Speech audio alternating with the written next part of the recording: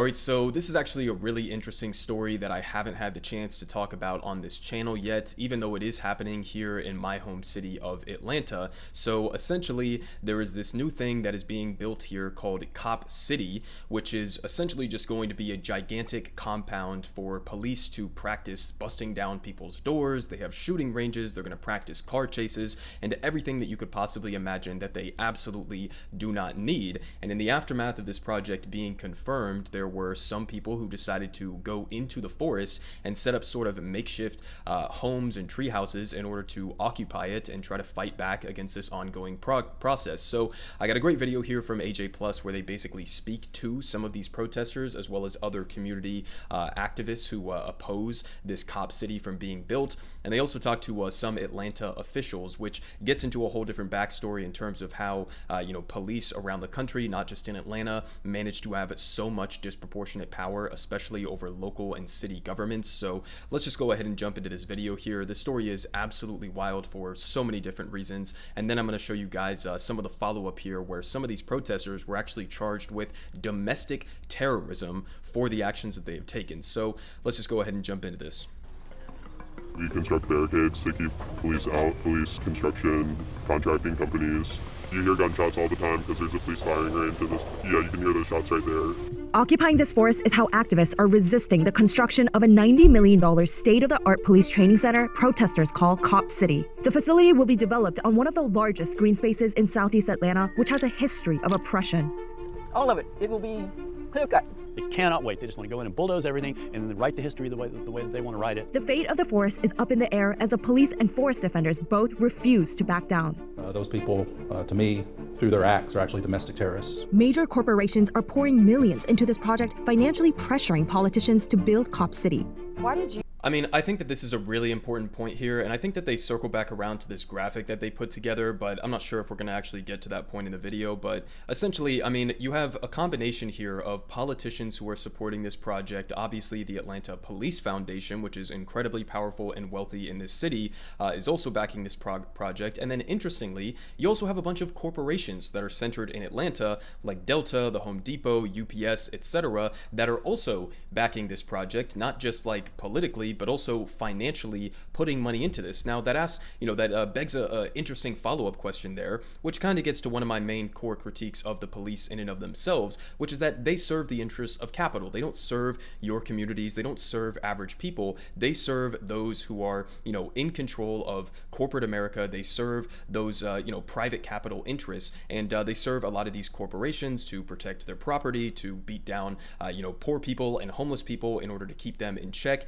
And that is essentially the functioning of police within the United States. Okay, so it's kind of interesting to see that you have all of these different various very wealthy and powerful corporations who are not just funneling money into politicians' campaign coffers, but are also directly siding with the police and helping them to build this Cop City. For what reason? I'll let you guys think about that. To this project, financially pressuring politicians to build Cop City. Why did you vote to approve this facility? Surrounding neighborhoods that are more than 75% Black say their concerns have been silenced. Our opinion doesn't matter. It doesn't count. It's disrespect. And that's what folks who live here ought to be just enraged about.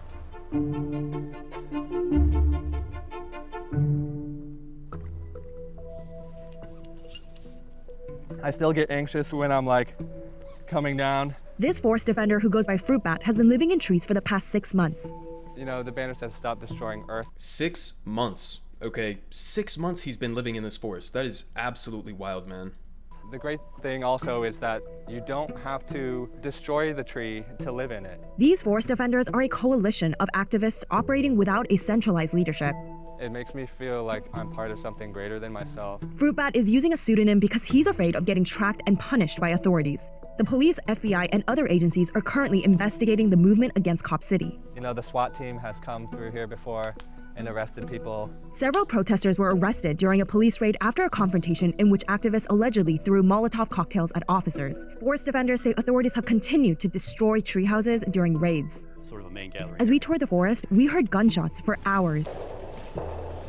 And you can hear the gun firing. That's coming Okay, I just want to say one thing, or two things actually. One specifically on the gunshots. One of the most hilarious aspects of this that cops and these politicians have been using to defend this process and this project here is, people are coming out with critiques and saying, well, you're destroying all of this forest that people sometimes use to walk through and just, experience. It should be considered public land. And one of the things that they have been using to push back against that is to say that they're going to allow for a walking space through this compound. Okay, and keep in mind, you can already hear the gunshots from where these shooting ranges are already positioned, right? But keep in mind, I mean, the idea, you are going to have a walking space for people to go, I guess, with their families or maybe their dogs or pets or something like that, and you're just going to what? Be walking through a forest and just hear a constant barrage of gunshots going off around you? I mean, it's completely insane that they would defend it using that, laughable rhetoric. But on top of that, I mean, listen, some people might look at these people who are living out in the forest and they might say, oh my God, these are radicals, these are extremists, they're,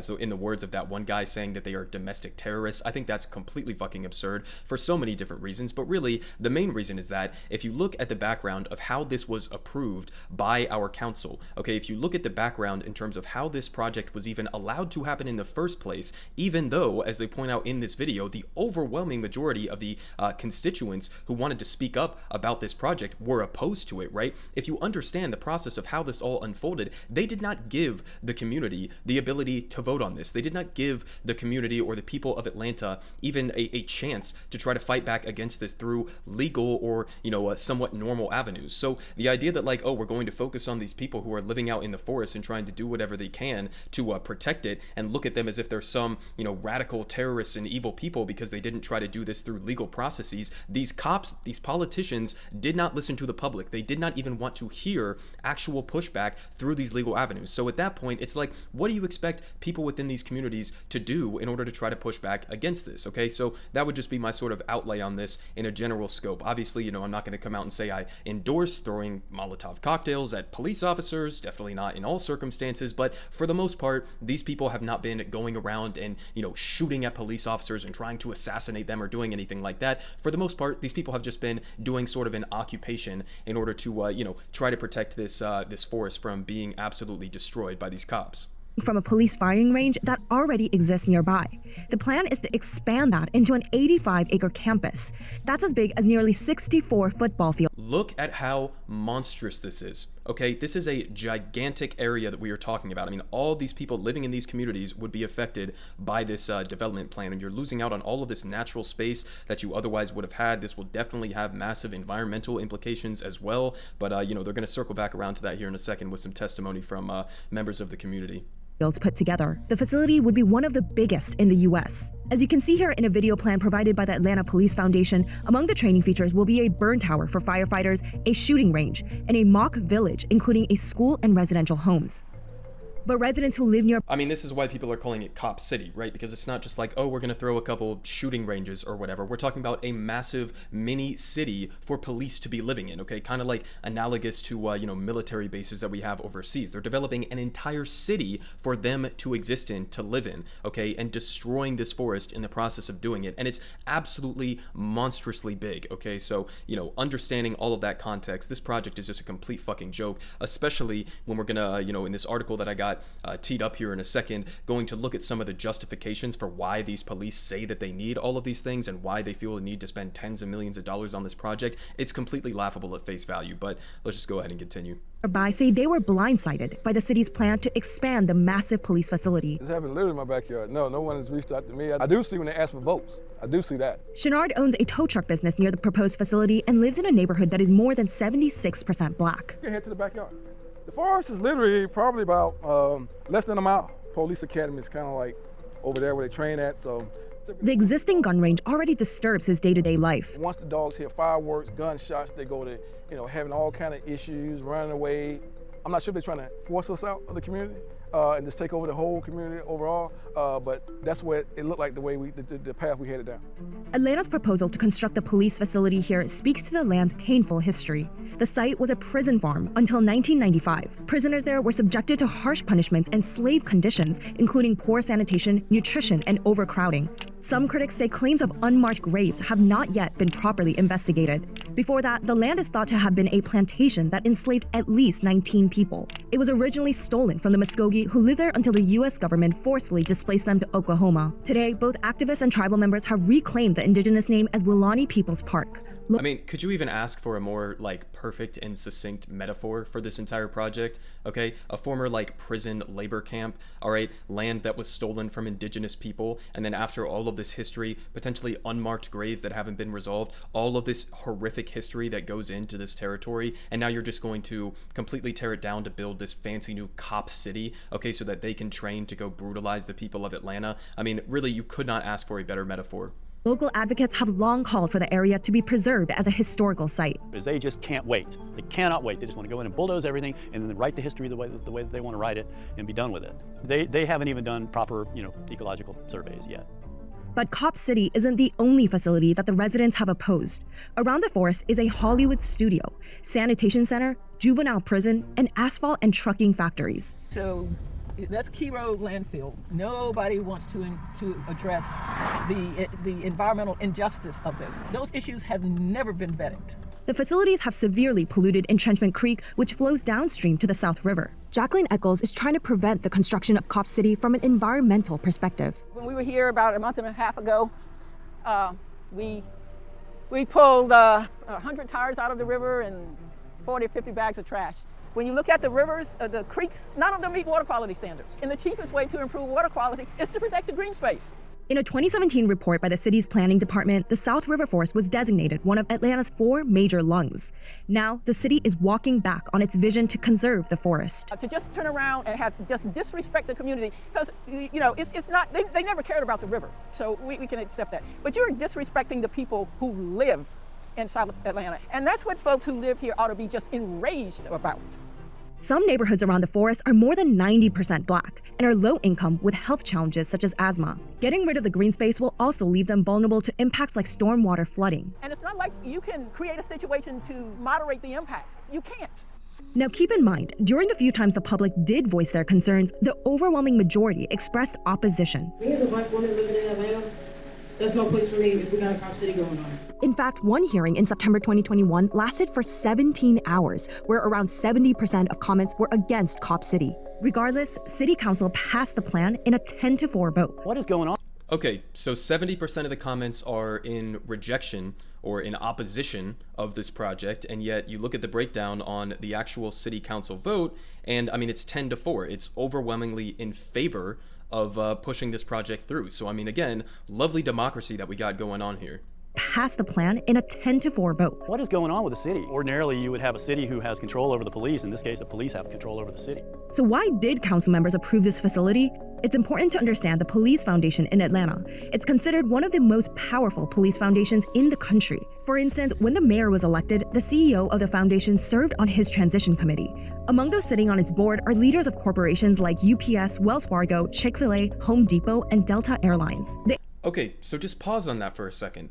This guy, I think it's Mayor Dickens now, I think that's who they're referencing here. He was the most recently elected mayor, but this applies across the board, not just in Atlanta and the history of the last mayors that we have had, but all across the country, this is the case. And that was a very important point that that guy was just making before, which is that typically, I mean, at a fundamental level, if you're going to have a police force, they should be accountable to the public, and they should be accountable to public representatives. We have the complete opposite of that. We have a mayor, we have a city council that is overwhelmingly controlled and disproportionately influenced by the police force. And obviously that has so many different, tangential impacts, whether it's on accountability or the practices or the funding that goes to the police or projects like Cop City. I mean, we are just completely controlled by what is essentially just like a mafia or a gang that are able to just go around and do whatever they want. And again, the idea that you even have the existence of like the Atlanta Police Foundation, which is essentially operating like similar to a straight up a company, a capitalist enterprise, and you have a CEO of that who was working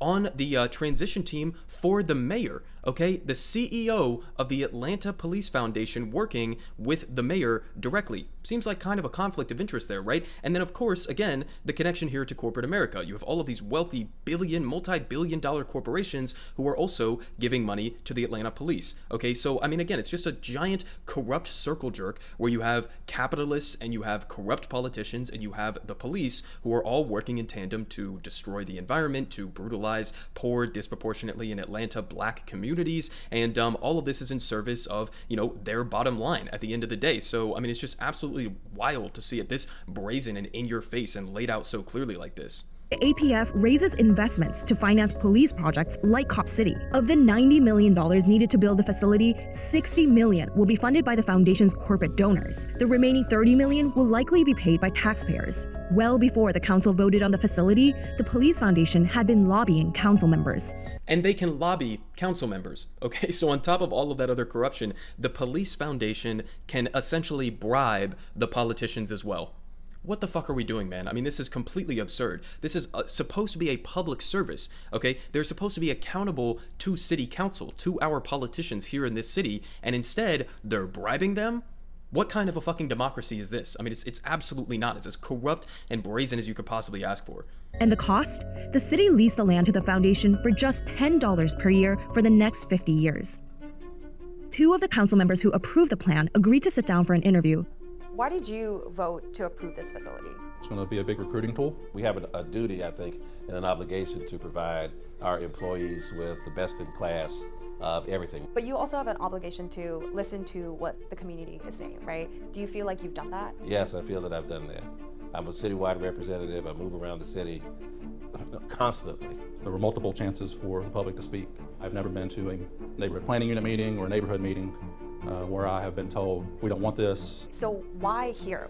One, it isn't what I see as a quote-unquote forest, especially not an old-growth forest. If you go out to the land, which I've been to many times, there's a lot of invasive species. But those who frequent the Oh my God, man. I mean, listen to his justifications there. First off, he's saying, this isn't technically the type of forest that some people are saying, and there's invasive species. You know what you could do if there were invasive species? You could fix that, right? You could invest in like environmental policies and then, you know, hire people to actually go and try to get rid of those invasive species. But also, if you live down south, you understand there are invasive species, especially with plants like kudzu, all over the fucking place. That is basically every major forest that exists down south. Okay, so the idea that you're looking at this and you're saying, oh, there's invasive species and it's technically not a forest, and oh, by the way, I've gone to some of these planning meetings and haven't heard anybody who's in opposition. We just saw the actual footage from these planning meetings and the statistics on this, where the overwhelming majority of people at these meetings were against the project. So you're either just completely lying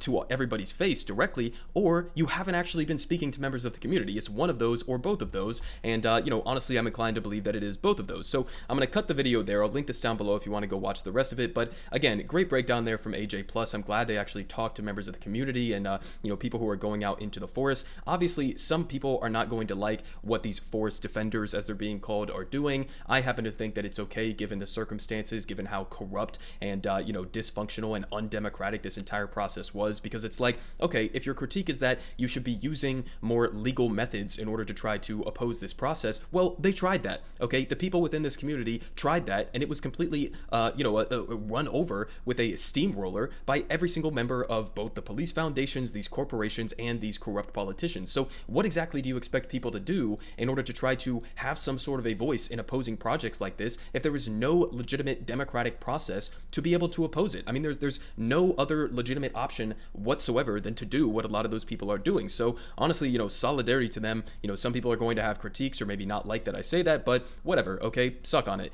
So here we have an update here with the actual charges that have been brought against some of these people who were out in the forest. And this is where it just gets taken up to an entirely different level. Okay, so here from CBS News, they say, protesters respond to domestic terrorism arrests at future Atlanta Public Safety Training Center site. Okay, so they say protesters sounded off against the law enforcement agencies involved in the arrests of 5 people accused of domestic terrorism at the site of the future Cop City, basically in DeKalb County. They say a group of protesters rallied outside the DeKalb County Jail on Wednesday in support of several people who were arrested on Tuesday during a joint operation by the Atlanta Police Department, the Georgia Bureau of Investigation, and other agencies, and the GBI identified the suspects and listed their charges. I'm not going to go through their names and charges there, but the through line here is that you can see they've all been charged with domestic terrorism and some other ones. They say the arrests were made after investigators, okay, here's what they're charging them with, okay, domestic terrorism. Now listen to this part. The arrests were made after investigators said that several people threw rocks at police cars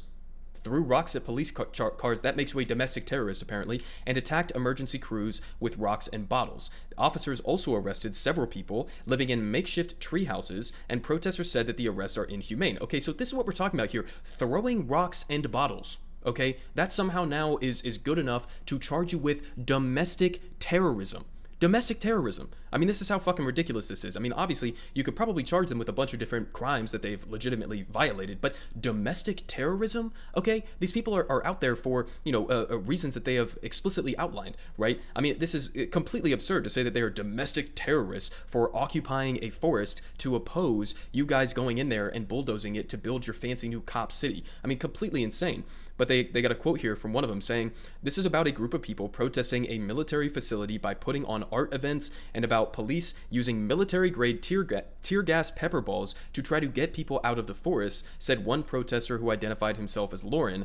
And police have said that the 85-acre training center will boost officer morale and help with retention and recruitment. Okay, so they're doing this for what? To boost morale of the police officers? Are you fucking kidding me? Okay, how about the morale of the people living within these communities? Guess that doesn't matter at all. No, we just gotta, I guess, make the police officers happy because they get a bunch of fancy new training sites and toys or whatever and guns to shoot in these people's neighborhoods. I mean, what are you talking about?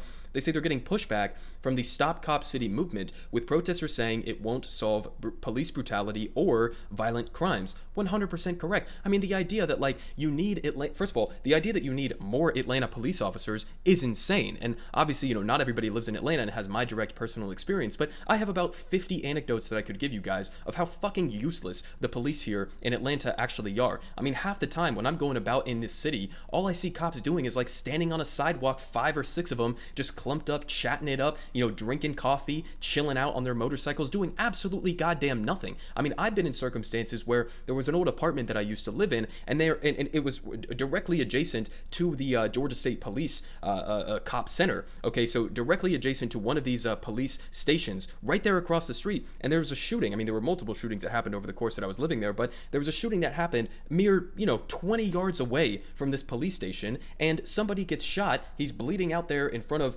what was at the time a racetrack, and he's bleeding out there, and the cops completely failed to stop the shooter from getting back in their car and then driving off. Okay, we're talking about a block here that frequently has 5 to 10 cops at any given point on it, and they didn't even stop that. Okay, not only did they not prevent the crime, they didn't even catch the person who did it. So the idea that these police who are standing around doing fucking nothing all day are going to need this massive new training facility in order to boost their morale, in order to hire more cops for some reason, and that it's going to somehow solve violent crime in the long run, it's completely deranged. Okay, there's a reason why in the United States right now, we have by far the largest prison population in the entire country, in the entire world, and it's not even close. Okay, that's per capita and in total numbers. Okay, we have a mass incarceration state right now. We are locking up historic amounts of people in our jails and in our prisons across the country. Okay, and at the same time, we have record police budgets. We have, even in the aftermath of the largest civil rights protests in history during 2020 and the BLM movement,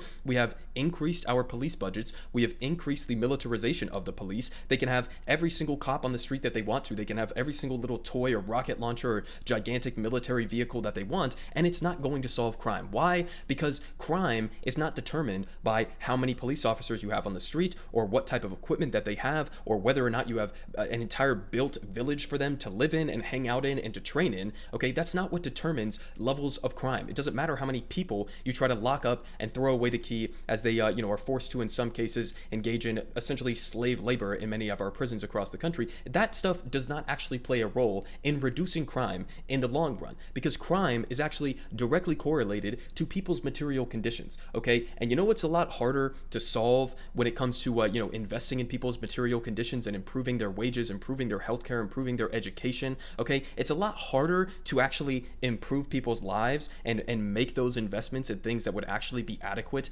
and improve people's lives in those ways. It's a lot more difficult to make those investments when you're spending all of your goddamn money on the police. I mean, it's like this circular feedback loop where we have to cut back, and you see this in New York as well with Mayor Eric Adams, who has been an absolute, atrocious mayor so far. But I mean, he's increasing things like the NYPD budget while telling public libraries that they're going to have to make millions of dollars in cuts. I mean, it's a complete fucking joke. It's this complete circular feedback loop here where you cut the budgets for all of these public services and public necessities and programs that actually help people and uplift people out of poverty. You cut those in order to justify paying for more police officers, which then leads to a worsening standard of living for the poorest people, the most vulnerable people within society, which then leads over time to increased levels of criminality and crimes being conducted, which then leads to more sensationalized stories within the media, which leads to a justification for more police funding and locking up more people and more stringent laws for petty crimes. I mean, it's just a circular feedback loop that is never going to actually solve the problem at a fundamental level.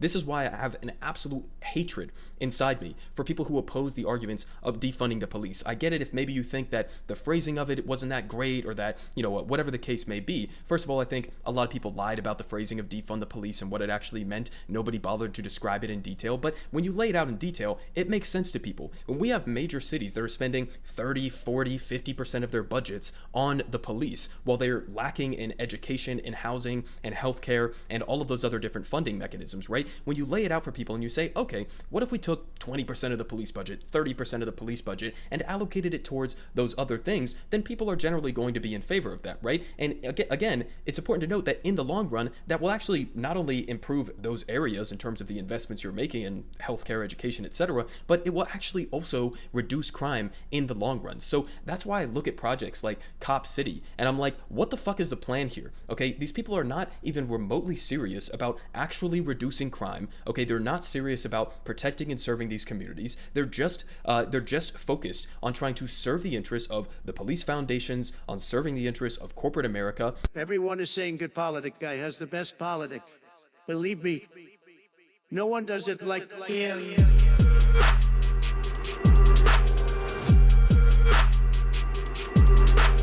Believe me, everyone is saying